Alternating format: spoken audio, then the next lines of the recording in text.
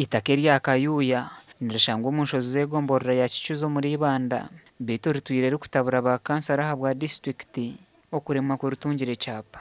Kanso eshitamire izooba ryanyuma abazyo kacheya kemu omuriro ahabwa eitaka eri.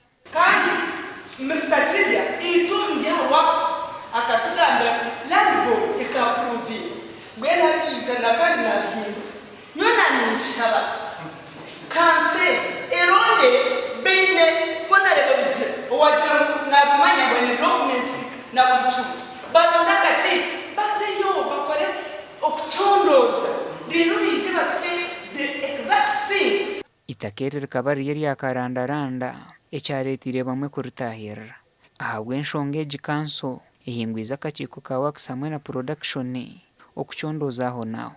There are other people who are tenants on that land who are growing eucalyptus trees right now and who have already harvested the other trees. I don't know what you call them.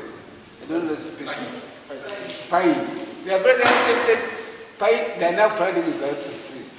Those are tenants. And they have got an agreement from this district because it is a cooperative society.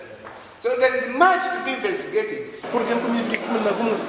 N'igishaka tukibaye bahita kera ubwire bwa kajenje argambo hato tangira ubwire bwa hape tubuntu bwambo mugasitiri twatungira azimgira kimwe comprehensive. And remember, those people are very wise because actually we look to you being bad agents. Whatever we discussed, but there's a college.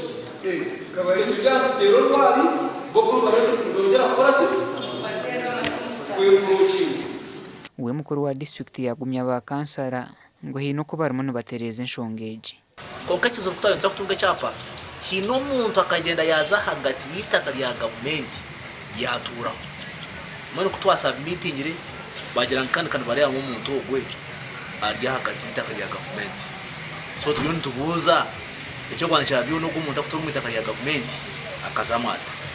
Enshonga egi ahi yaza kwimukira omu district y'Ibanda obushuma bw'amataka ga gavumenti obubire bw'abakari kandi n'obuhwire minisita w'ebyamateeka n'engenderwaho y'ihanga Norbert Mao hine eitaka eri yagambire ngu bari aha kuchondoza. Gashakwa Timothy Mushabe.